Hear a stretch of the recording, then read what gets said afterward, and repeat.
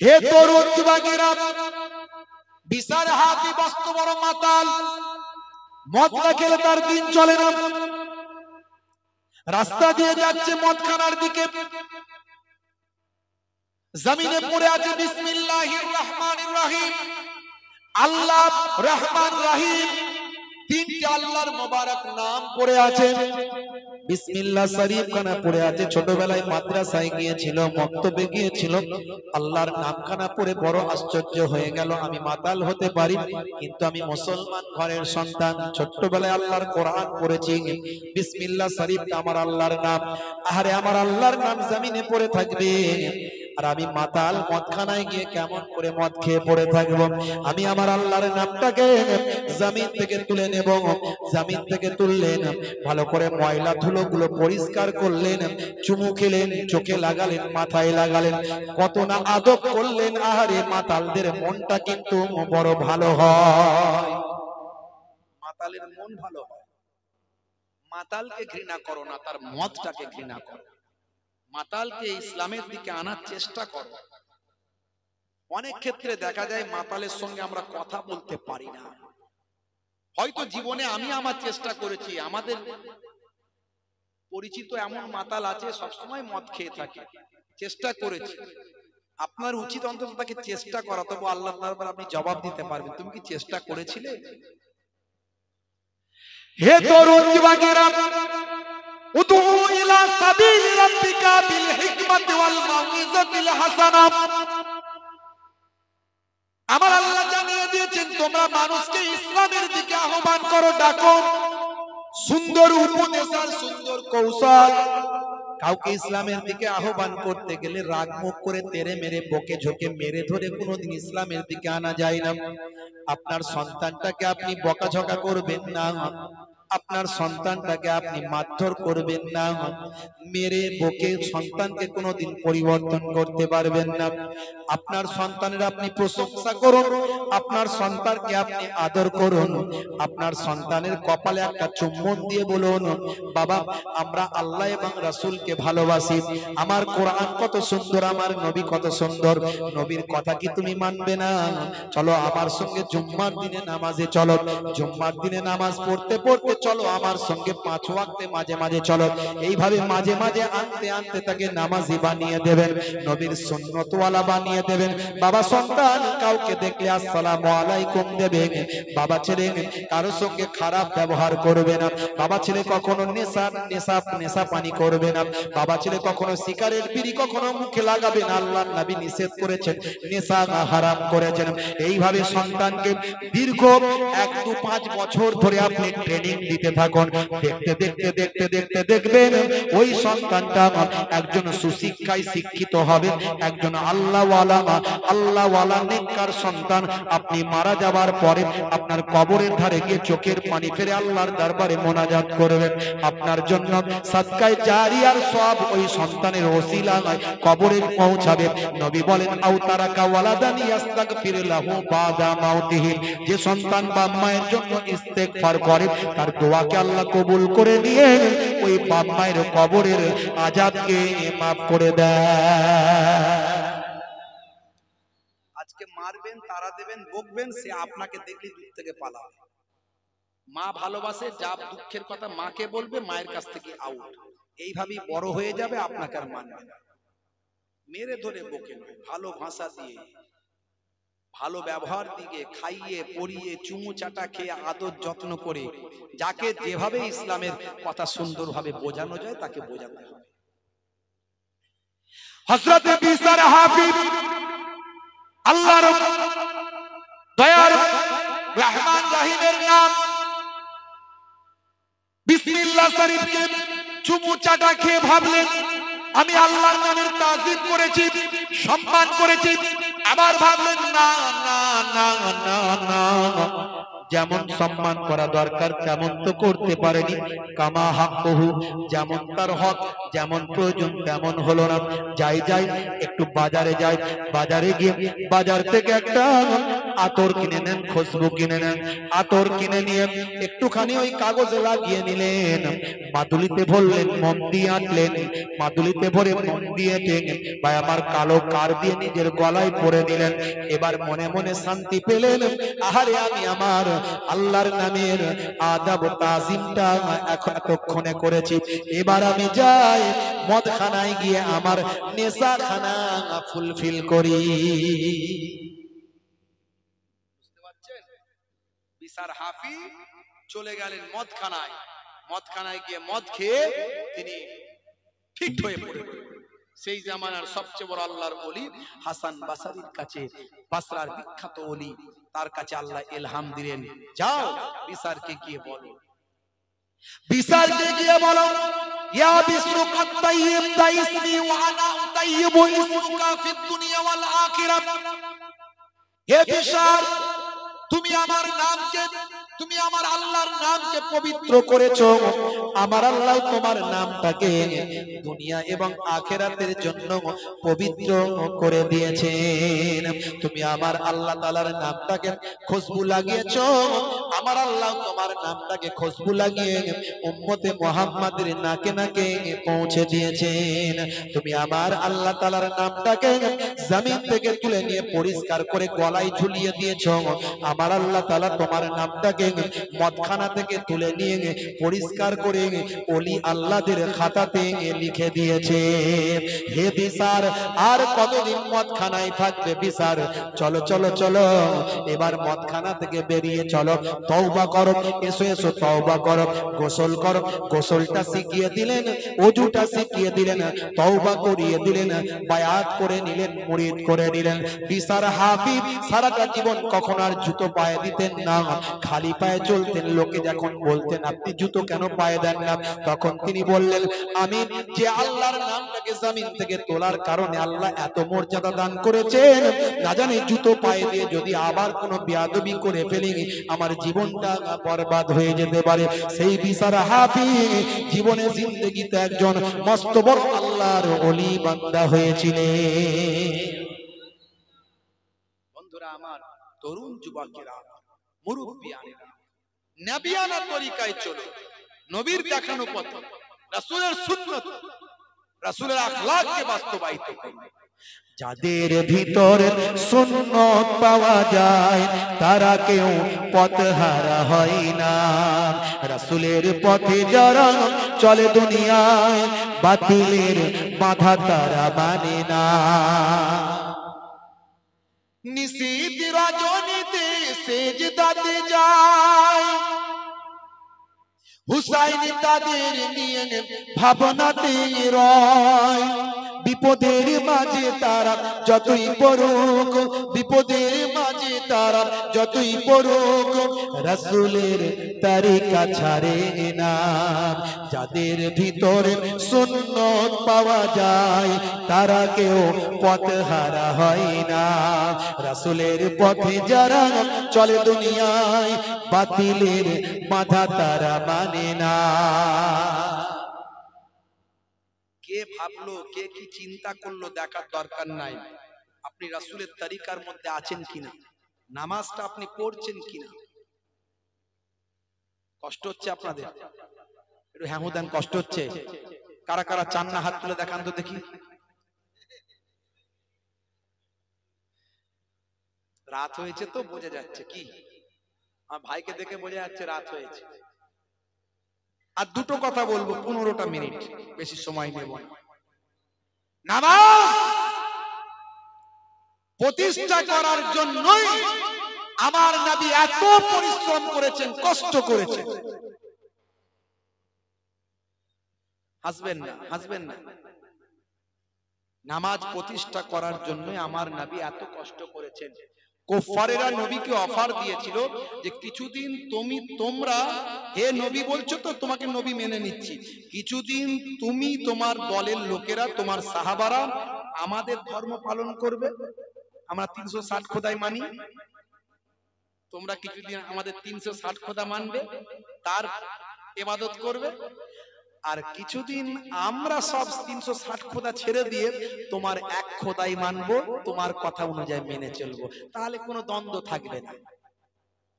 আল্লাহর নবী বললেন কোনো দ্বন্দ্ব নাই, কোনো ঝগড়া নাই, কিন্তু এটা আমি পারবো না, আমি যেটা ঠিক সেটাই মানবো। আল্লাহ প্রদত্ত নবী, আমি পয়গম্বর, যেটা আল্লাহ আমাকে বলেছেন সেটা মানবো। আমার আল্লাহ বলে দিলেন, বলে দাও, কুল ইয়া আইয়ুহাল কাফিরুন। কাফের কথা শুনলে লোকের মনে হয় গালাগালি মনে করে কিছু মানুষ, এমন মিডিয়া আমাদের মাঝখানে ছড়িয়েছে কিছু মানুষের মাঝখানে। এটা আসলে একটা আরবি শব্দ, এটাকে ভুল ভাবে ব্যাখ্যা করা হয়। কাফের মানে হলো অবিশ্বাসী, মুমিন মানে হলো বিশ্বাসী। আপনি যেটা বিশ্বাস করেন আমি সেটা করি না, আপনি আপনার জায়গায় মুমিন, আমি আমাকে আপনার চোখে আমি কাফের। আবার আমি যেটা বিশ্বাস করি আপনি সেটা করেন না, আমি আমার জায়গা থেকে মুমিন, আমার চোখে আপনি কাফের। এটা কোনো গালাগালি নয়। ডিকশনারি খুলুন, আপনার মোবাইলে গুগল আছে, সার্চ করুন কাফের শব্দের অর্থ কি, মুমিন শব্দের অর্থ কি। এই শব্দগুলোকে নিয়েও এখন সমাজে বিভাজন করা হচ্ছে, সাম্প্রদায়িকতার রং লাগানো হচ্ছে। জিহাদ কথাটা শুনলে কিছু মানুষ ভাবে যে মুসলমানরা জিহাদ করতে বলছে মানে ভাই মারপিট করতে বলছে, খুন খারাপ। আসলে না, আপনার মোবাইল আছে গুগল, আপনি খুলুন। জিহাদ মানে হলো অন্যায়ের বিরুদ্ধে ন্যায়ের পক্ষে প্রচেষ্টা চালানো, সেটা যে কোনো ভাবেই হোক না কেন। একজন অমুসলিম ভাইয়ের উপর কেউ অত্যাচার করছে, সেই অত্যাচারটাকে আপনি রুখে দিলেন, তার মানে আপনি অন্যায়ের বিরুদ্ধে ন্যায়ের পক্ষে জিহাদ করলেন। ভুল ব্যাখ্যা করে ফেলছেন। আল্লাহর নবী বললেন, কুল ইয়া আইয়ুহাল কাফিরুন। আল্লাহ বলছেন বলে দিন, হে অবিশ্বাসীরা, লা আ'বুদু মা তা'বুদুন, আমি তার ইবাদত করি না, তোমরা যার ইবাদত করো। আবার বলে দাও, তোমরা যার ইবাদত করো আমি তার ইবাদত করি না। আবার বলে দিন, আমি যার ইবাদত করি তোমরা তার ইবাদত করো না। শেষে বলে দেয়া হলো, হে আমার নবী আপনি ওদের বলে দিন, লাকুম দীনুকুম ওয়ালিয়া দিন, তোমার দিন তোমার কাছে আর আমার দিন আমার কাছে। লা ইকরাহা ফিদ্দীন, ধর্মে কোনো জবরদস্তি নাই, জোর করে ধর্ম পালন হয় না। আর এখন কিছু মানুষ মনে মনে করছে আমার মতটা জোর করে অন্যের উপরে চাপিয়ে দেব। দেখছেন না বাংলাদেশে কি চলছে, বাইতুল মুকাররম মসজিদে মারপিট হয়েছে গত শুক্রবারে, শুনেছেন তো?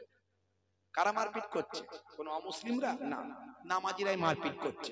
এর মত ওর উপরে চাপাচ্ছে, ওর মত এর উপরে চাপাচ্ছে। এটা ইসলাম নয়। ইসলাম ভালোবাসার জিনিস। ধর্ম হলো মানুষকে ন্যায় এবং নীতিবান করার জন্য ধর্ম।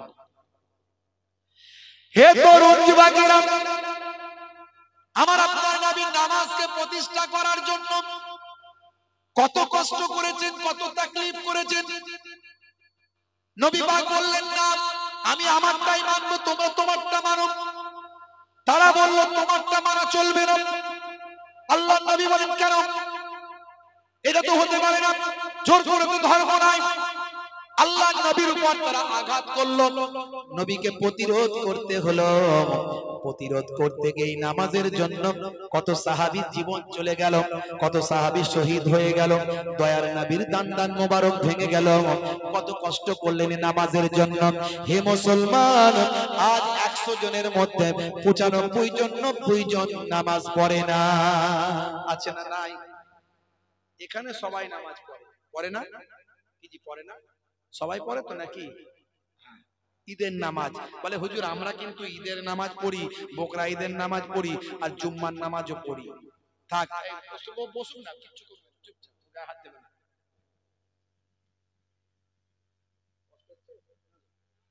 শেষ করে দেবো এইটুকু, 15 মিনিট। আচ্ছা 15 মিনিট, ছোট্ট করে একটু শেষ ফিনিশিংটা দিতে হবে। এতক্ষণ যা আলোচনা করছি তার উপসংহার দিচ্ছি এবার। ভাই উপসংহার না দিলে হবে? বলেন, ভূমিকা দিয়েছি, আপনার যে মাঝখানের বক্তব্য সেটা দিয়েছি, এবারে শেষ ফিনিশিং এর উপসংহার দিচ্ছি এতক্ষণের আলোচনা। হে তরুণ যুবকেরা, তাহলে সেই নামাজকে কায়েম করার জন্য নবী এত কষ্ট করেছেন। অথচ মুসলমান বলে আমরা ঈদ বকরা ঈদ পড়ি, জুম্মা পড়ি, হুজুর 5 ওয়াক্ত পারি না। কেন পারেন না?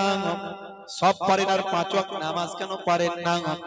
5 ওয়াক্ত নামাজ পড়তে গেলে 12 মিনিট করে সময় দিলে আমার দাদা জান পিন্নাগড়ি হুজুর বলতেন 5 12 60 1 ঘন্টায় 5 ওয়াক্তের নামাজ পড়া হয়, বাকি থাকে 23 ঘন্টা। এই 23 ঘন্টা তুমি তোমার কাজ করো, সংসার জীবনে যা কিছু চাকরি বাকরি সব সামলাও।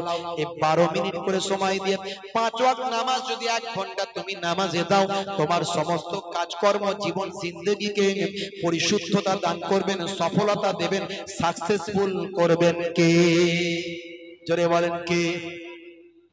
এটা বানানো কথা বলছি না।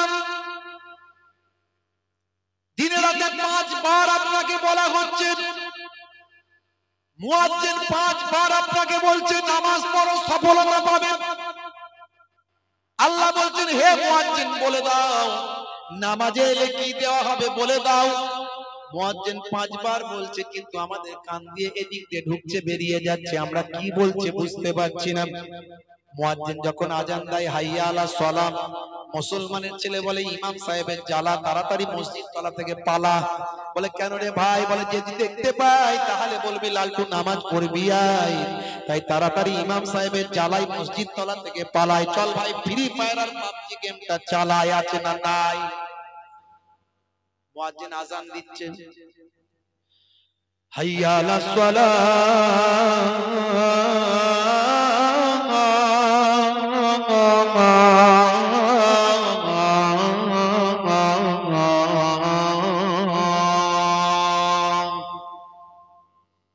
এসো নামাজের দিকে এসো, এসো নামাজের দিকে এসো। কি হবে? আল্লাহ বলছেন হে মুয়াজ্জিন বলে দাও কি হবে নামাজে এলে, বলে দাও। মুয়াজ্জিন আবার বলছে হাইয়া আলাল ফালাহ,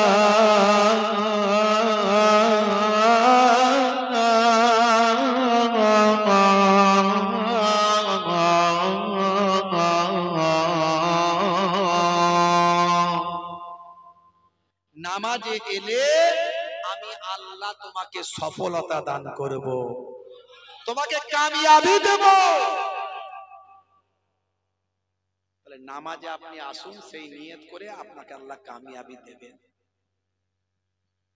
এটা মুয়াজ্জিনের মুখ থেকে আল্লাহ বলাচ্ছে। নামাজ এতবার 82 বার ডাইরেক্ট আল্লাহ বললেন ওয়াকিমুস সালাত, নামাজ কায়েম করো। ইন্নাস সালাতা তানহা আনিল ফাহশাই ওয়াল মুনকার, নিশ্চয় নামাজ তোমাকে অশ্লীলতা ও অন্যায় থেকে দূরে সরিয়ে দেবে। ডাইরেক্ট ইনডাইরেক্ট 700 বার বললেন নামাজ পড়ো। কিন্তু মুসলমান বলে আমরা জুম্মা পড়ি হুজুর সপ্তাহে একদিন। আচ্ছা একদিন যদি কেউ ভাত খায় সারা সপ্তাহ চলবে?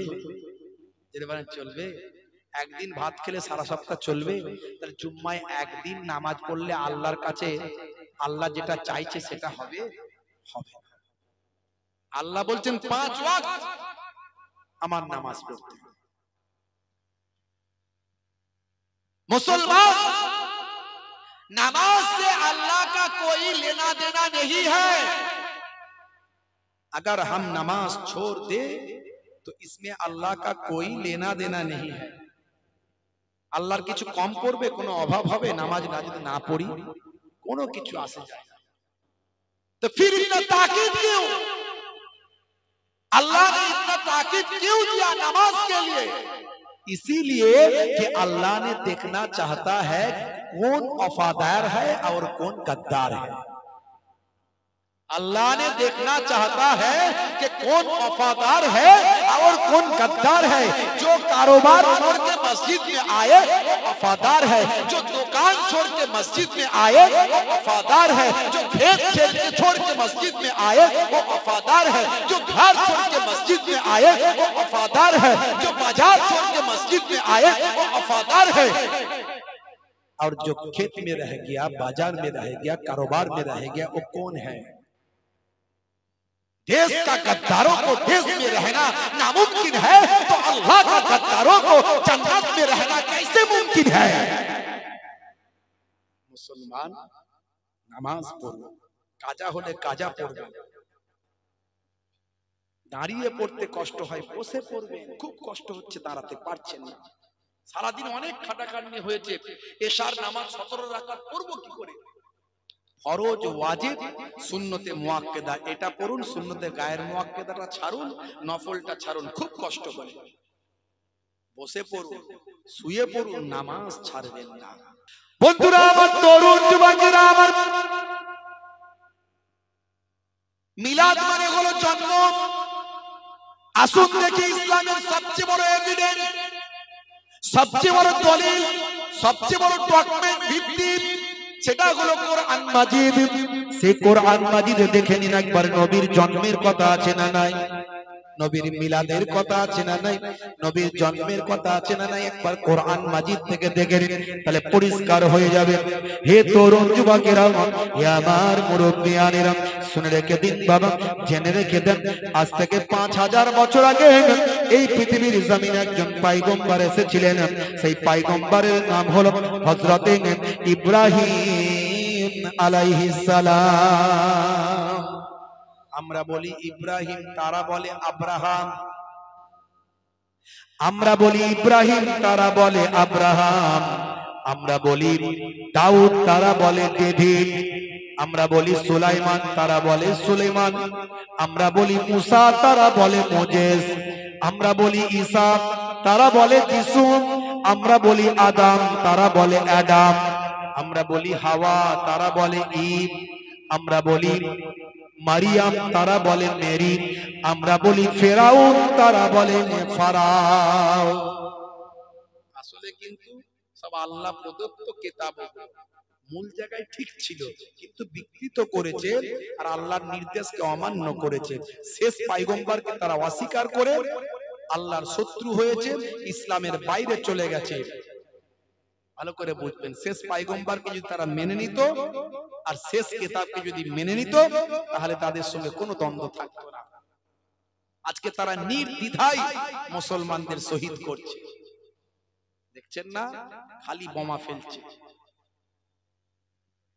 হে তরুণ যুবকেরা, হে আমার বন্ধুরা, আজ থেকে 5000 বছর আগে পৃথিবীর জমিনে যে পয়গম্বর এসেছিলেন, জাতির পিতা যাকে বলা হয় হযরতে নবী ইব্রাহিম আলাইহিস সালাম,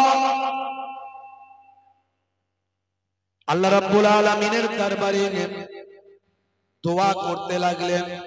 কি দোয়া চাইতে লাগলেন? একজন পয়গম্বরের যাতে মিলাদ হয়, এই দোয়া চাইতে লাগলেন। মিলাদ মানে জন্ম, মিলাদ মানে কি?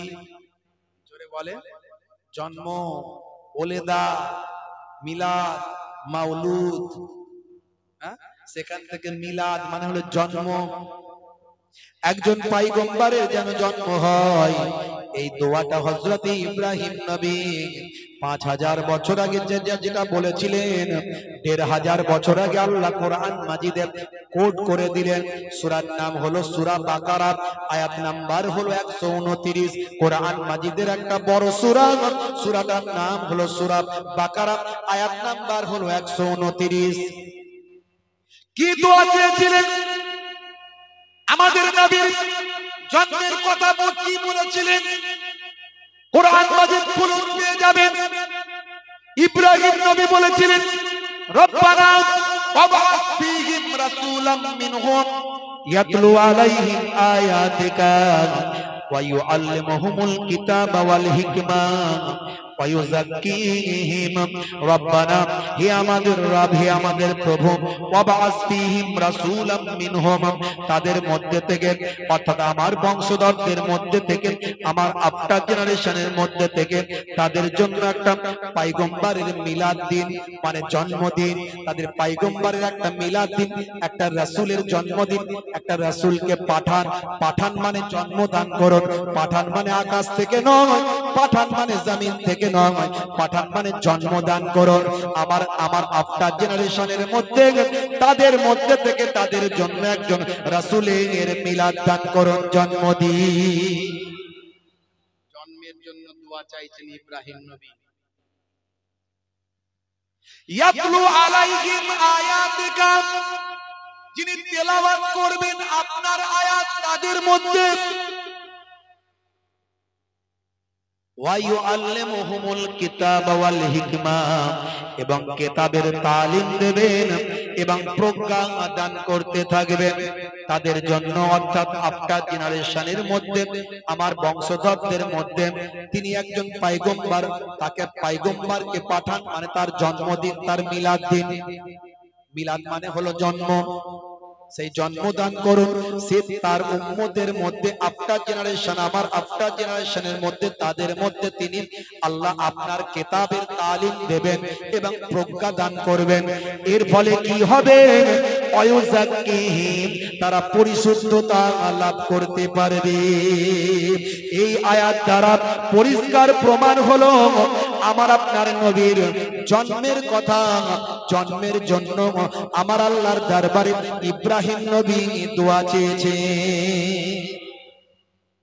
হাদিস পাকের মধ্যে এসেছে, আল্লাহর নবী বলছেন, ইব্রাহিম নবী যে নবীর জন্য, যে রাসূলের জন্য দোয়া চেয়েছিলেন, আমি হলাম সেই রাসূল, আমি হলাম ইব্রাহিম নবীর দোয়া। আরো ক্লিয়ার করে বলে দিই, আজ থেকে 2000 বছর আগে এই পৃথিবীর জমিনে আরেকজন পয়গম্বর এসেছিলেন।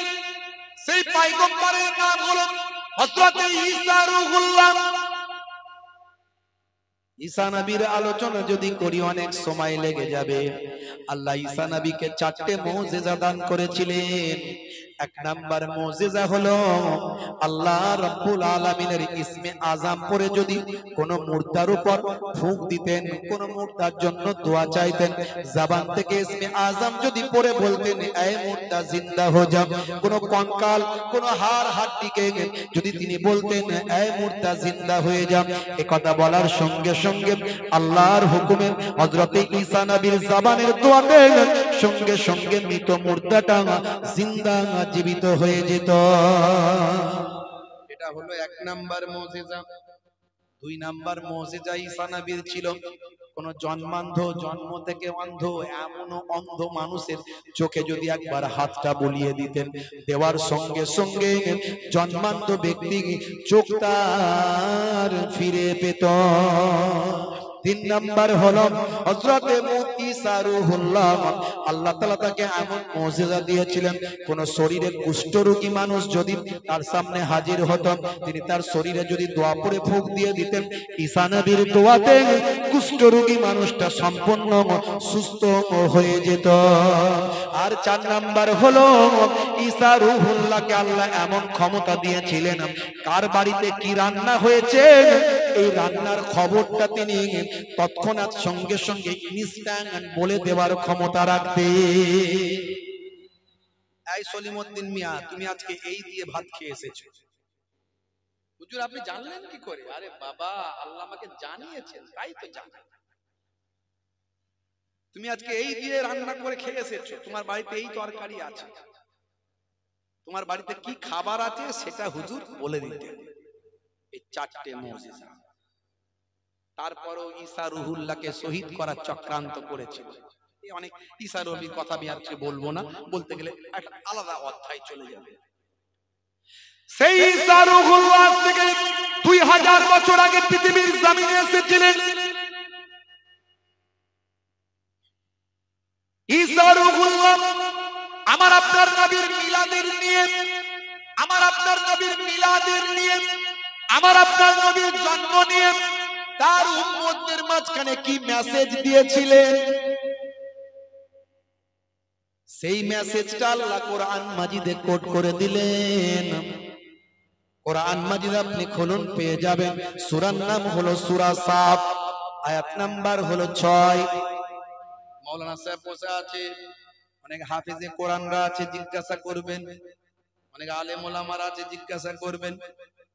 মুহিবুল্লাহ হুসাইনি সব জানতা মহাপণ্ডিত নয়, যেটুকু আল্লাহ শিখিয়েছেন পড়িয়েছেন তার থেকে বলছি, বিরাট বড় সব জানতা মহাপণ্ডিত নয়। এদিকে title, MA, master degree, BEd, এই টুকটাক ডিগ্রি পড়াশোনা যেটুকু আল্লাহ আমাকে করিয়েছে। 16 বছর একটা হাই সেকেন্ডারি স্কুলে শিক্ষকতার কাজে যুক্ত আছি। বারদিনে টিআইসি দায়িত্ব নিয়েছি আর ছেড়ে দিয়েছি, টানতে পারিনি। অনেক চাপ, দিন জাগি রাত জাগি। দিন জাগি রাত জাগি, রাত্রিরে দুটো একটা করে প্রতিদিন প্রোগ্রাম, প্রায় বছরে 8 মাস 9 মাস জলসা করি। আপনাদের ভালোবাসা, নানা দাদুর দোয়া, আমার নানা যান ছোট হুজুর কেবলার দোয়া, দাদা যান পিন্নাগড়ি হুজুরের দোয়া, আব্বা আম্মার দোয়া, আপনাদের ভালোবাসা, আপনাদের নেক মানুষদের দোয়া, আর দিনের বেলা শিক্ষকতার কাজ। এখন এখান থেকে গিয়ে বাড়ি পৌঁছাবো, ফজরের আজান হবে, ফজরের নামাজ পড়ে 2-3 ঘন্টা হয়তো একটু রেস্ট নিলাম, আবার 8টা 9টার মধ্যে আবার বেরিয়ে যেতে হবে। নানাবাড়ি এলাকায় আমার হাই স্কুল, যে হাই স্কুলে আমি সার্ভিস করি। ভাইরা আমার, তরুণ যুবকেরা আমার, সব জানতে মহাপণ্ডিত নয়, আমি এখনো ছাত্র। আমি বলি আমাকে টিচার বলবেন না, আমি ছাত্র, কারণ শিক্ষার শেষ নাই। উতলুবুল ইলমা মিনাল মাহদি ইলাল লাহদ, আল্লাহর নবী বলেছেন তোমরা শিক্ষার বয়স হলো মায়ের কোল থেকে মৃত্যুর কোল পর্যন্ত, শিখতেই থাকো, শিখার কোনো শেষ নাই। বড় বড় পণ্ডিতেরা, আইজাক নিউটন থেকে শুরু করে বড় বড় পণ্ডিতেরা বলেছে, শিক্ষার জগতে আমি একটা নুড়ি পাথর খুঁজে বের করছি, খুঁজে চলেছি। বড় বড় পণ্ডিতেরা তারা নবী পাকের জীবনী লিখতে গিয়ে স্যালেন্ডার করে বলছে, দয়ার নবীর জিন্দেগি লেখার ক্ষমতা আমাদের নাই, কারণ নবী এমন একজন স্পেশাল ব্যক্তি যিনি দুনিয়ার প্রথাগত মানুষের বাইরে। কারণ দুনিয়ার প্রথাগত যারা মানুষ আমরা, তাদের একজন ওস্তাদ থাকে, টিচার থাকে, মানুষের টিচার মানুষ, আর আমাদের নবীর টিচার আল্লাহ। এই জন্য নবী পাকের কোন টিচারের নাম আপনি পাবেন না পৃথিবীর কোন গ্রন্থে, যে কোন টিচার নবীকে জ্ঞান দান করেছে, কোন টিচার মানুষ নবীকে শিক্ষা দিয়েছে, পাবেন না। নবীকে আমাদের মতো মানুষ করে কি করে? একদল বলে না, ইহুদিদের এজেন্ডা, নবী আমাদের মতো মানুষ। তুমি ঘেমে গেলে গা থেকে দুর্গন্ধ বেরোয়, পাশে দাঁড়ানো যায় না, এত ঘামের গন্ধ, তোমার পাশে যাওয়া যায় না। আর নবী ঘেমে গেলে মুস্কে আম্বারের খুশবু হয়, সেই ঘাম থেকে নবী আমার দিয়ে দিলে আতর করে রেখে দেয়, সাহাবীরা রেখে দিয়ে সেই আতর মাখতে মাখতে 7 পিঁড়ি পর্যন্ত যতজনের জন্ম হয়, নবীর ঘামের মুস্কে আম্বারের সে খুশবু তাদের পেশানিতে পাওয়া যায়।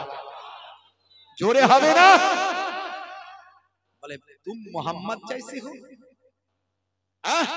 मोहम्मद तुम जैसा है, अरे तू सूद वाले मोहम्मद दूध वाला, तू खाक वाले मोहम्मद नूर वाला, तू सूद वाले नबी दूध वाला, तू खाक वाले नबी नूर वाला। तू अगर मीठा पानी में थूक दे तो मीठा गंदा हो जाता है, नबी अगर गंदा पानी में थूक दे तो गंदा मीठा हो जाता है। तू अगर अपना दोस्त से मिलने जाए तो वो मुलाकात कहता है, और नबी अगर अपना महबूब से मिलना जाए तो वो मेराज कहना जाता है। कहाँ नबी है, कहाँ तू है? तू कहता है मैं नबी जैसा हूँ, नबी हम जैसा है, कैसे कहते हैं तू? मोहम्मद हम जैसा है, नाउजुबिल्लाह। बच्चे नबी आमादेर मतो मानुष, নবীরও হাত আছে, আমাদেরও হাত আছে, নবীরও পা আছে, আমাদেরও পা আছে। মুহাম্মাদুন বাসারুন লাইসা কাল বাসারি, ইয়াকুতুন হাজারুন লাইসা কাল হাজারি। মুহাম্মদ সাল্লাল্লাহু আলাইহি ওয়াসাল্লাম মানুষ, এটা সত্য। মুহাম্মদ সাল্লাল্লাহু আলাইহি ওয়াসাল্লাম মানুষ, এটা সত্য। তিনি ফেরেশতা নন, তিনি জিন নন, মানুষ। কিন্তু আমার তোমার মতো মানুষ নয়। ইয়াকুত পাথর, ডায়মন্ড পাথর, হিরে পাথর, পাথর, কিন্তু রেল লাইনের ধারে পড়ে থাকা পাথর নয়। তুমি মানুষ রেল লাইনের ধারে পড়ে থাকা পাথরের মতো, আর নবী মানুষ ডায়মন্ড হিরে পাথরের মতো। হবে না ভাইরা আমার? হযরতে ঈসা রূহুল্লাহ তার জাতির কাছে বললেন, হে আমার জাতি শুনে রেখে দাও, সূরা সাফ আয়াত নাম্বার 6, কোরআন মাজিদ খুলুন, পেয়ে যাবেন। হে তরুণ যুবকেরা, হযরত ঈসা রূহুল্লাহ তার সম্প্রদায় জাতির কাছে বলেছিলেন, হে আমার সম্প্রদায় শুনে রেখে দাও, আমি তোমাদেরকে একজন নবীর সুসংবাদ দিই, একজন পয়গম্বরের খুশখবরি তোমাদেরকে দিন।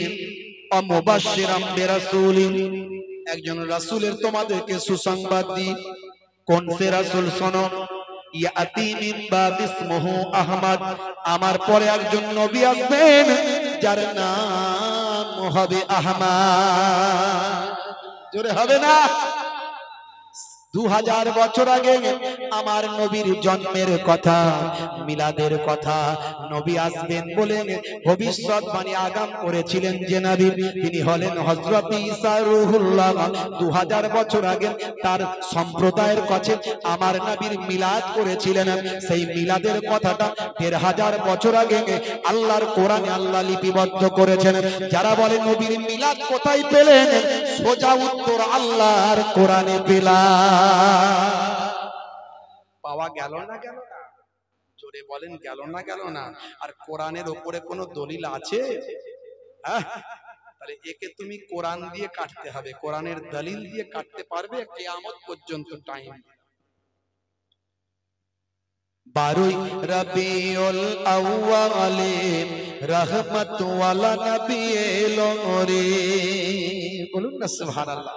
জোরে হবে না? 12 রবিউল আউয়ালে রহমত ওয়ালা নবী এলো রে, সাফাতের তাজ পর জমিনে বরকত ওয়ালা নবী এলো রে। এলো রে ভাই এলো রে, এলো রে ভাই এলো রে, কাউসার কাউসার ওয়ালা নবী এলো রে। জোরে হবে না? আর জোরে হবে না? ওই কুরাইশ বংশের ভিতরে মা আমিনার রেহেমে এলে তুমি নূর জেলে আব্দুল্লাহর ওই বাগানে। আরেকটু জোরে। নবীর জন্মে আমরা খুশি না বেজার? জোরে বলে। খুশি একজন নয়, সেটা কে বলে? ইবলিস শয়তান। এতদিন জানতাম শুধু খুশি একজন নয়, সেটা হলো ইবলিস শয়তান। আমার মুরব্বী বাপজিদের জিজ্ঞাসা করেন, নবীর জন্মে খুশি হবে না এমন কেউ ছিল আজ থেকে 20 বছর আগে? কোন মানুষের কাছ থেকে শুনেছেন যে নবীর জন্মে খুশি হওয়া যাবে না? এখন শুনছেন যে নবীর জন্মে খুশি হওয়া যাবে না, ঈদে মিলাদুন নবী চলবে না। ঈদ মানে খুশি, মিলাদ মানে জন্ম, নবী মানে নবী। নবীর জন্মে খুশি, তাহলে নবীর জন্মে খুশি হওয়া যাবে না। যারা বলছে ঈদে মিলাদুন নবী চলবে না, তার মানে নবীর জন্মে খুশি হওয়া যাবে না। এই এখন শুনতে পাচ্ছেন। আগে এতদিন শুনতেন ইবলিস শয়তান একা খুশি হয় না, সবাই খুশি, খালি ইবলিস শয়তান খুশি নয়। এখন বোঝা যাচ্ছে ইবলিস শয়তানের চাচতো ভাই ফুফাতো ভাই এরাও কিন্তু খুশি নয়। রাগ করবেন। ওই কুরাইশ বংশের ভিতরে মা আমিনার রেহেমে এলে তুমি নূর জেলে আব্দুল্লাহর ওই বাগানে। ওই বাগানের ফুলকলি, ওই বাগানের ফুলকলি ফুটলো সারা ভুবনে। 12 রবিউল আউয়ালে রহমত ওয়ালা নবী এলো রে, সাফাতের তাজ পর জমিনে বরকত ওয়ালা নবী এলো রে। এলো রে ভাই এলো রে, এলো রে ভাই এলো রে, কাউসার কাউসার ওয়ালা নবী এলো রে। জোরে হবে না? জোরে হবে না? কাউসারের মালিক কে? জোরে বলেন কে? কে বলছে? আল্লাহ। আল্লাহ রাসূলকে দিয়ে দিয়েছে, দেয়নি? আচ্ছা বলেন দেয়নি? দেয়নি? কাউসারের মালিক কে? রাসূল, আমার রাসূল। আল্লাহ রাসূলকে দেয়নি? আপনারা কোরআন মাজিদ পড়েননি? ইন্না আতাইনাকাল কাউসার, হে নবী আপনাকে কাউসার দান করেছি। জোরে হবে না? তাহলে আপনি কেন বলছেন কাউসারের মালিক আল্লাহ? আল্লাহ তো নবীকে দিয়ে দিয়েছেন, দিয়ে দিলে আর আল্লাহ থাকে নাকি? নবী রাখা কথা ঠিক না ভুল? ইন্না আতাইনাকাল কাউসার, হে নবী আপনাকে কাউসার দান করেছি। ফাসাল্লি লিরাব্বিকা ওয়ানহার, আপনি সালাত আদায় করুন, সালাত নামাজ আদায় করুন। আপনার রাবের জন্য কোরবানি করুন। ইন্না সানিয়াকা হুয়াল আবতার। যারা আপনাকে নির্বংশ বলেছে তারাই নির্বংশ, তারাই অস্কুরো, তারাই বংশহীন। যারা নবীকে গালি দিয়েছে তাদেরকে আল্লাহ গালি দিয়েছেন এই আয়াতে। অত সহজ নয়। নবীর দুশমনি করলে ধ্বংস হয়ে যেতে হবে। নবীর শানে সামান্য বিয়াদবি আমার আল্লাহ সহ্য করেন।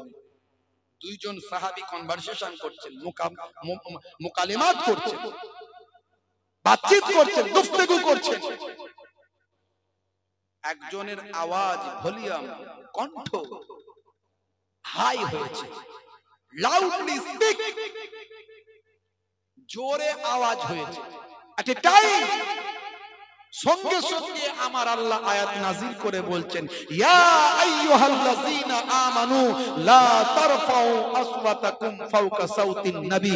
সাবধান, তোমাদের ভলিউমকে আস্তে করো, তোমাদের ভলিউমকে লাউডলি করবে না। সাবধান, আমার নবীর আওয়াজের থেকে তোমাদের আওয়াজটা যেন জোরে না হয়ে যায়। যদি হয়, ওই আয়াতের শেষে আল্লাহ বলছেন, আনতাহাবাতা আমালুকুম ওয়া আনতুম লা তাশউরুন। তোমাদের আমলগুলো, তোমাদের নামাজ, তোমাদের দাড়ি, তোমাদের জুব্বা, তোমাদের টুপি, তোমাদের ইবাদত, তোমাদের তাসবিহ, তোমরা জানো না কবুল করার মালিক তো আল্লাহ। তোমাদের আমলগুলো কোনটা দিয়ে বরবাদ করে দেব তোমরা টের পাবে না, বুঝতে পারবে না। তোমাদের নামাজ অ্যাডভার্টাইজের হয়ে যাবে, আমল নামায় যুক্ত হবে না। নবীর সামনে কোনোদিন বিয়াদবি করবে না, নবীর শানে কোনোদিন বিয়াদবি করবে না। নবী আমাদের মতো মানুষ, এ কথা বললে চরম বিয়াদবি হয়। কোথায় নবী আর কোথায় আমরা? নবী মানুষ এটা ঠিক, কিন্তু আমার আপনার মতো মানুষ নয়। নবী নূরওয়ালা মানুষ, নবী খুশবুওয়ালা মানুষ। নবীর শরীর থেকে খুশবু বের হতো, নবীর চেহারা থেকে নূর চমকাতো। সিয়াসিত হাদিস পৃথিবীর কোন মোল্লা মৌলবীর কাটার ক্ষমতা নাই। এখন আমরা যেগুলো বলবো সেগুলো বলে মাউজু, সেটা বলবে জাল, সেটা বলবে যায়ীফ, তারা যেটা বলবে সেটা সহিহ। এই তো চলছে এই সহিহ যায়ীফ। আর ওই জন্য আমি বেশি কোরআন মাজিদ থেকে দলিল দেওয়ার চেষ্টা করি। এখানে সহিহ যায়ীফ আর মাউজুর কোনো ব্যাপার নাই। এখানে সিয়াসিত হাদিস তিরমিজি শরীফ শামাইল তিরমিজির 14 নম্বর হাদিস, ইজা তাকাল্লামা রুইয়া কান নূর ইয়াখরুজু মিন বাইনা সানায়া।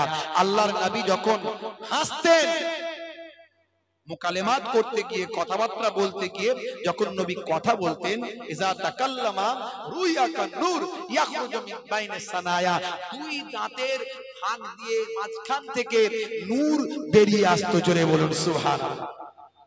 নবী নূরওয়ালা মানুষ, মানুষ কিন্তু নূরওয়ালা।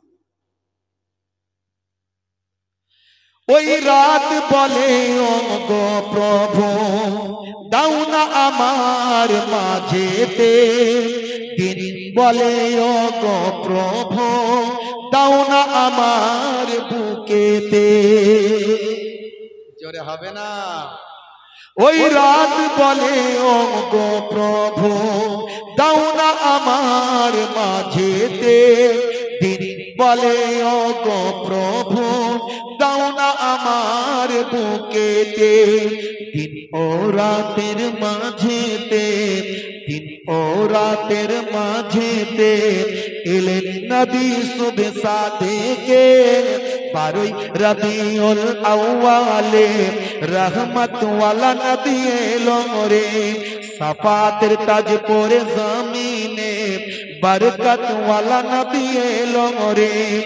এলো রে ভাই এলো রে, এলো রে ভাই এলো রে, কাউসার কাউসার ওয়ালা নবী এলো রে। জোরে হবে না? আর জোরে হবে না? ভাইরা আমার, তরুণ যুবকেরা আমার, শেষ লাইন, শেষ ছন্দ। ভাইরা আমার, ছোট্ট করে আপনাদের মাঝখানে বলি, ওই আকাশ বাতাস চন্দ্র তারা খুশিতে তারা মেতেছে, আসমানের হুর ফারিস তারা দেখার তরে উকি মেরেছে, ওই আকাশ বাতাস চন্দ্র তারা খুশিতে তারা মেতেছে। আসমানের হুর ফারিস তারা দেখার তরে উকি মেরেছে।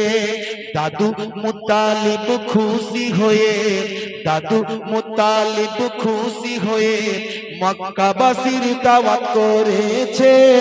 12ই রবিউল আউয়ালে রহমত ওয়ালা নবী এলো রে, সাফাতের তাজ পরে জমিনে কাউসার ওয়ালা নবী এলো রে। এলো রে ভাই এলো রে, এলো রে ভাই এলো রে, বরকত ওয়ালা নবী এলো রে। জোরে হবে না, আরে জোরে হবে না। ভাইরা আমার, দয়ার নবীর জন্মের কথা আলোচনা করে শেষ করতে পারবো না, খুব সংক্ষেপে অনেক আলোচনা, অনেক লম্বা কথা। সিরাতের কথা তো সারা বছর ধরে বলি, নবী পাক তার কর্মের কথা বলি, নবী পাকের সুন্নতের কথা বলি। ইন্টারনেটে সার্চ করলে আমার বক্তব্য 20 থেকে 25 হাজার পাবেন, একটা দুটো নয়, হাজার হাজার বক্তব্য পাবেন। আমি সেখানে বলেছি নবী পাক সাল্লাল্লাহু আলাইহি সাল্লামের যে সুন্নত গুলো আছে, ডান দিকে কাত হয়ে ঘুমানো সুন্নত, বসে পানি পান করা, চেটে পুচে খাওয়া, পেটটাকে 3টে ভাগে ভাগ করে খাওয়া, বসে পেচ্ছাপ করা, পেচ্ছাপ করে পবিত্র হওয়া, মাঝে মাঝে ঘরটা ঝাড়ু দেওয়া, মাঝে মাঝে স্ত্রীর সঙ্গে রান্নায় সহযোগিতা করা। বলেছি তো, অনেকে শুনেছে, আপনারা করেন তো মাঝে মাঝে স্ত্রীর সঙ্গে একটু রান্নায় সহযোগিতা করেন, ঘর ঝাড়ু দেন মাঝে মাঝে? হুজুর এসব তো মেয়েদের কাজ, আমরা এসব করবো কেন? আছে না নাই? এখন মুসলমানের ছেলে দেখবেন বিয়ের আগে কি প্রেম ভালোবাসা রে ভাই, বিয়ে যে হয়ে গেল প্রেম সব ফুরিয়ে গেল। ইসলাম বলছে অবৈধ প্রেম করো না, বিয়ের পরে বউকে নিয়ে প্রেম করো।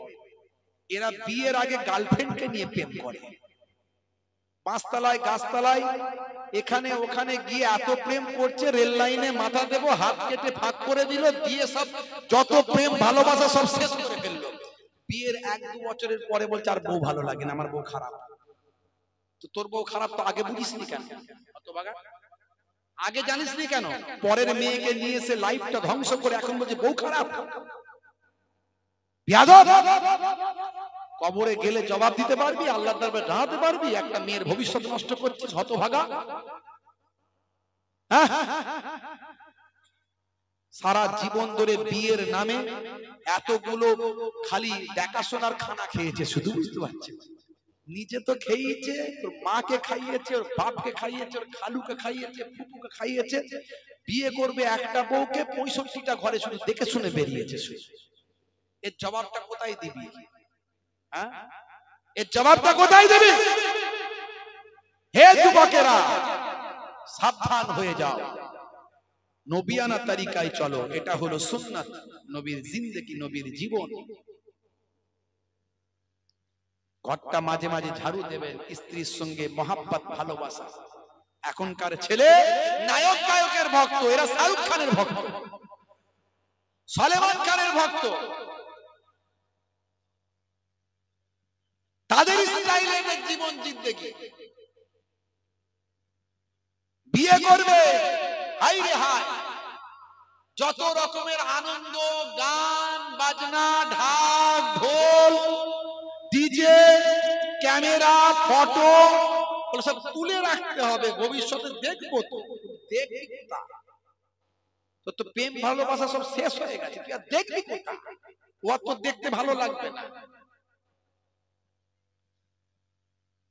ঘরেতে সব নাচ করা, ড্যান্স করা, কত রকমের রং মাখা, তামাশা করা, ফুর্তি করা, যেগুলো ইসলামে সব হারাম, সেই কাজগুলো করছে। এদের উপর আল্লাহর রহমত হবে? ওই ফ্যামিলি থেকে নেক্সট সন্তানের জন্ম হবে? মুসলমানের ছেলে মাথার চারিদিকটা চেঁচে ফাঁকা করে দিয়েছে, উপরটা ঢাকা করেছে, তাতে আবার চুলটাকে তুলে দিয়ে কালারিং করেছে, যেন সে কাকাতুয়ার মাথায় ঝুঁটি। কাকাতুয়ার মাথায় ছুটি, খ্যাকসিয়ালি পালাই ছুটি, গরু বাছুর দাঁড়িয়ে আছে আর ঘুঘু পাখি ডাকছে গাছে। আজকালকার পোলা দেখো সঠিক পথে চলে না, পিতামাতা গুরুজনের কথা তারা শোনে না। চুলগুলো ছোট ছোট, প্যান্ট শার্ট আটো সাটো, সুজোরা পায়ে দিয়ে, পেছনে ব্যাগ নিয়ে, লাল লাল জুতো পায়ে, চোখে কালো চশমা, দুই চোখ মেলে খোঁজে বেদের মেয়ে জোসনা, গায়ে হাতে ট্যাটু আঁকা, হেঁটে চলে আঁকা বাঁকা। আছে না নাই? আপনাদের দিককারের মুসলমানদের ছেলেরা ওই কানে দুল পরা, হাতে বালা পরা, গলায় সোনার উপর চেন পরা আর পায়ে 12 মুন্ডা পরা লোক এখানে ছেলে নাই। এদিককার ছেলেরা ওসব করে না, এটা পাক্কা আল্লাহওয়ালা। কি কথা ঠিক না বল? হাতে আবার এখন ট্যাটু করছে, এদিকে হাতে এদিকে ঘাড়ে, কত রকমের ফিরিস্তি, কজনকে বলবো। মার্কেটে চলছে শান্তি, ওরা খাচ্ছে। মার্কেটে চলছে অশান্তি, ওরা চালাচ্ছে শান্তি। ভালো চলছে ধান্দা, খাচ্ছে রজনীগন্ধা। মনটাকে করতে চাই কমল, খাচ্ছে ওরা বিমল। পুরি সর্বনাশ। যেখানটা বসবে সেখানটা চষে দিয়ে বেরিয়ে যাবে, পুচ পুচ পুচ পুচ। আমি বলি 12 বছর ঘাস জন্মাবে না। দাঁত, ঠোঁট আর জিভ সব এক করে ফেলেছে। জরি এম্বোটারি, সোনা রূপার, রুটি বিস্কুটের কাজ করে ভাই, শুধু কথা বলার হিম্মত নাই, খালি পুচ পুচ পুচ পুচ, দাঁত ঠোঁট জিভ সব এক। আর আমি একটু বেশি বলি বলে আমার সামনে ওরা আবার দাঁত বের করে না, হাসে না। মাঝে মাঝে দেখি তো কমিটির ছেলেদেরকে, যখন কোনো হাসির কথা হলো হুজুরের সামনে, ওদের কি দাঁতটা চেপে হাসছে, আমি তখন বুঝে নিচ্ছি ডাল মে কুছ কালা হ্যায়। আমি মাঝে মাঝে ভাবি এদের বউগুলো টেকে কি করে। আমার তো 10 হাত দূর থেকে তিরঙ্গা, গুটকার, বিড়ি, সিগারেটের, মদের গন্ধে আমি সহ্য করতে পারি না, বমি এসে যায়। এদের বউগুলো টেকে কি করে? তখন আমার মাথায় ঢোকে যে আমাদের ঘরের মায়েরা অনেক ধৈর্যশীল, অনেক সবরওয়ালা, অনেক কষ্ট তারা ত্যাগ করে, অনেক কষ্ট পরিশ্রম তারা অবজার্ভ করে, তারপরও স্বামীর খেলাফ যায় না। তার কারণ হচ্ছে ইসলাম, তার কারণ হচ্ছে আল্লাহর কোরআন, তার কারণ হচ্ছে নবীর হাদিস, কারণ স্বামীর পায়ের তলায় স্ত্রীর জান্নাত। এই যে মর্যাদা দেওয়া হয়েছে ইসলামে, এর কারণে এখনো মুসলিম ঘরের মেয়েরা স্বামীর বিরুদ্ধে থানায় যায় না। পার্সেন্টেজ কম, যায় না বলবো না, পার্সেন্টেজ কম। স্বামীর বিরুদ্ধে কোর্টে গিয়ে কেস করে না, পার্সেন্টেজ কম। আপনি অন্যান্য সম্প্রদায়ে দেখুন, আজ দেখুন বাপ মায়ের পায়ের তলায় সন্তানের জান্নাত, এটা প্রচার বেশি বেশি যত হবে, তারপরে দেখুন বৃদ্ধাশ্রমে আজও মুসলমান ঘরের বাপ মা তেমন পাওয়া যাবে না। পাওয়া যাবে না নয়, পার্সেন্টেজ কম। তার কারণ হচ্ছে বাপ মায়ের পায়ের তলায় সন্তানের জান্নাত। এই ওয়াজ, এই আলোচনা, এই ইসলাম আছে, কোরআন হাদিস আছে বলে আজও বাপ মায়ের সম্মানটা সমাজের বুকে আল্লাহ মাথা উঁচু করে রেখেছে। জোরে বলুন। আর এটা কি ধ্বংস করার চক্রান্ত করছে ইহুদি নাসারাদের এজেন্টরা। তারা এই সব হাদিসগুলোকে সব বলছে না, এই সব হাদিসই নয়। বুঝতে পারছেন? যত দেখবেন প্রেম, ভালোবাসা, মহাব্বত, নবী প্রেম, ওলি প্রেম, বাপ মায়ের ভালোবাসা, এই যে হাদিসগুলো আছে, সেই হাদিসগুলোকে ওরা বলছে এগুলো সব জাল, এগুলো সব মাউজু, এগুলো সব সানাদ ঠিক না, এগুলো অমুক, এগুলো তমুক। বুঝতে পারছেন? ইসলামটাকে ধ্বংস করার কৌশল তৈরি করেছে। মুসলমানের ছেলে গায়ে হাতে ট্যাটু করে। হে তরুণ যুবকেরা, হে আমার বন্ধুরা, শুনে রেখে দিন বাবা, জেনে রেখে দেন, নবী পাককে মহাব্বত করুন, রাসূলের সুন্নতকে আঁকড়ে ধরুন, নবীর জীবন জিন্দেগিকে বাস্তবায়িত করুন, নবী পাকের দেওয়া আপনার জন্য নামাজটা কায়েম করুন, সেই নামাজ ছেড়ে দেবেন না। হে তরুণ যুবকেরা, রাসূলের সুন্নতগুলোকে মেনে চলুন, সুন্নতগুলোকে ভুলে যাবেন না। 1450 বছর আগে আমার আপনার নবী দুটো জিনিস সবচেয়ে বড় আমাদেরকে দান করেছেন।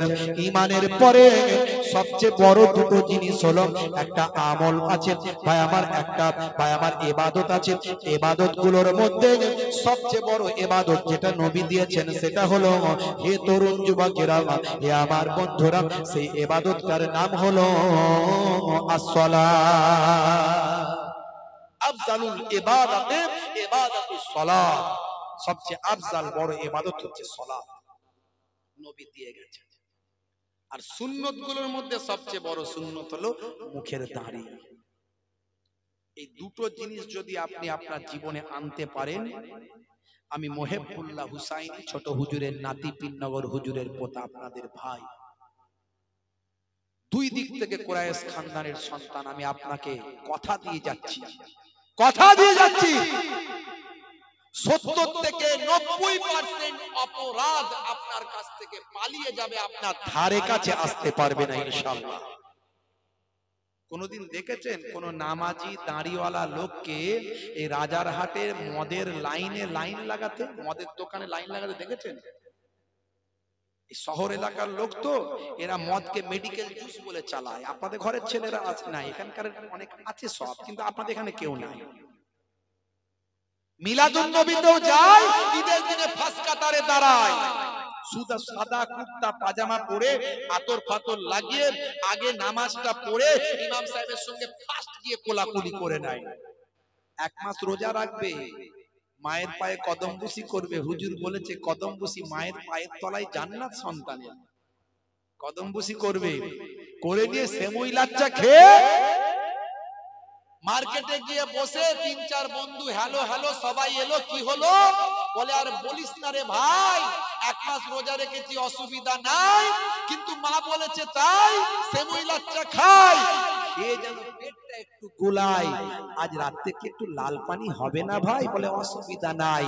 রাত্রে 9টা বাজলো, পালসার গাড়ি নিল, রাজারহাট চৌমাথায় গিয়ে মুখটা বেঁধে দিয়ে সোপের সামনে লাইনটা লাগিয়ে হাতটা গলিয়ে দিয়ে বলে, কাকা একটা লাল পানির বোতল চাই। চানাচুর ভাজা দিয়ে বাঁশবাগানের ঝাড়ে, পুকুরের পারে, নদীর ধারে, জলকরের পারে একটু আগিয়ে গিয়ে রাজারহাট চৌমাথা থেকে সামনে দিকে গিয়ে ফাঁকা ময়দানে রাস্তার ধারে চানাচুর ভাজা দিয়ে মুরগির কষা দিয়ে যখন চালায়, তখন আবার বলে, জানিস না হুজুররা বলে কিছু খেলে বিসমিল্লাহ বলতে হয়। খাচ্ছে মদ, বলছে বিসমিল্লাহ বলে খা। আর হুজুররা যখন বলে, এই ইমাম সাহেব যখন বলছে, এই শুনছি নাকি তুমি মাঝে মাঝে লাল পানি খাচ্ছ, বলে হুজুর এসব কথা বলতে আছে নাকি, আপনি কি বলছেন? ওটা লাল পানি নয়, মদ নয়, মেডিকেল জুস বলুন, মেডিকেল জুস। ডাক্তার খেতে বলেছে, শরীর স্বাস্থ্য ভালো হবে। মদকে মেডিকেল জুস বলে খায়, বুঝতে পারছেন বাপেরা আমার? হাই রে হাই, হে তরুণ যুবকেরা, হে আমার বন্ধুরা, আমি এর আগে সব কম্পেয়ার করে দেখিয়েছি। নেশা মুক্ত জীবন যাপন করুন। তিরঙ্গা, গুটকা, মদ, তারি, জুয়া, সিগারেট, বিড়ি। ছেলেরা বলে হুজুর নেশা ছাড়া কি পুরুষ মানুষ হয় নাকি? যদি নেশা বাদ দিয়ে, নেশা না করলে পুরুষ মানুষ যদি না হয়, আমি আপনার সামনে আপনার ভাই বসে আছি, আমার কোনো নেশা নাই, আমাকে দেখে কি পুরুষ না মহিলা অন্য কিছু মনে হচ্ছে? তাহলে এই কথাটা সত্য নয়। বলে নেশা না করলে নাকি পুরুষ মানুষ হওয়া যায় না, এটা ভ্রান্ত কথা। আমার নবী আমার রাসূল বলেছেন, কুল্লু মুসকিরিন হারাম, প্রত্যেক নেশা হলো হারাম। আজকের স্বাস্থ্য বিশেষজ্ঞরা বলছেন মদ খেলে স্বাস্থ্যের জন্য ক্ষতি হয়, লিভারটা খারাপ হয়ে যেতে পারে। ভাই আমার, বাস্তবিক মানবিক দিক থেকে, মনুষ্যত্বের দিক থেকে ভারসাম্য নষ্ট হয়। মদ খেলে 3টে লাভ। আমি বলেছি বুড়ো হবে না, ঘরে চোর পড়বে না, আর কুকুর কাছে আসবে না। চোর পড়বে কি করে? যদি পাঁর মাতাল হয়ে যায়, সারা রাত জেগেই থাকবে, চোর ভয় খাবে, বলবে মাল জেগে আছে। বুঝতে পারছেন? কুকুর কি করে আসবে? কুকুর চিন্তা করবে আমি ওর কাছে যাব কি করে, ও তো সবসময় লাঠি নিয়ে মারার জন্য রেডি। অল্প দিনের লাঠি নিয়ে ঘুরে বেড়াবে, কুকুর ভয়ে পালাবে, কুকুর কাছে আসবে না। আর বুড়ো হবে না, তার মানে বুড়ো হবার আগে পটল ডাঙায় চলে যাবে। মদ খেলে 3টে লাভ, তার সঙ্গে একটা ফ্রি, সেটা হলো লিভারটা তাড়াতাড়ি ড্যামেজ হয়ে যাবে, অল্প কিছুদিনের মধ্যে পটল ডাঙায় যাবে। আর সিগারেট, বিড়ি খেলে একটা লাভ, সেটা হলো ভাই আমার অল্প কিছুদিনের মধ্যে শ্বাসকষ্টের প্রবলেম হয়ে যাবে। আর ওই মাল যদি উপরে না ধোঁয়া ওড়ানো হয়, নিচের জিনিস ক্লিয়ার হবে না। বাথরুমে গেলি বিড়ি সিগারেট নিয়ে ছাড়া ঢুকবে না, আছে না নাই? রাগ করবেন না। মুসলমানের ছেলে বড় বড় হাইব্রিড সিগারেট চালাচ্ছে এখন, হাইব্রিড সিগারেট, বুঝতে পারছেন? একদিকে পালসার গাড়ির পিকআপ ধরেছে, একদিকে সিগারেটের টান ফু করে দিচ্ছে, সা করে উড়িয়ে দিচ্ছে। উড়ি সর্বনাশ, কি ধোঁয়া চালাচ্ছিস রে ভাই। আবার এখন কলকাতার দিকে শহর এলাকার মেয়েরা প্রকাশ্য টানতে টানতে যাচ্ছে। ছি ছি ছি, কোন জায়গায় পৌঁছালো সমাজ। কি আনন্দ, কি ফুর্তি। নবী বলছেন হারাম, প্রত্যেক নেশা হলো হারাম। শুধু সিগারেট, বিড়ি, তিরঙ্গা, গুটকা, খৈনি, জর্দার নেশা নয়। এখনকার যুগে সবচেয়ে বড় নেশা হলো মোবাইলের নেশা। আছে না নাই? এই মোবাইলে ভাই আমার মুসলমানের ছেলে ঘন্টার পর ঘন্টা রাস্তার ধারে লাইন করে বসে পড়বে, দেখবে বাঁশবাগানের ধারে, পুকুরের পাড়ে। লোকে বলে সব সময়, তুই কি খেলিস না, তো কি করিস? এই লোকের বিরক্ত যাতে না হয় ফাঁকা জায়গায় চলে যাবে, 8-10 জন মিলে লাইন করে যুক্তি করে বসবে, আর এর আমরা আর করে ধরবে, ধরে কি করছিস বলে ফ্রি ফায়ার চালাচ্ছি।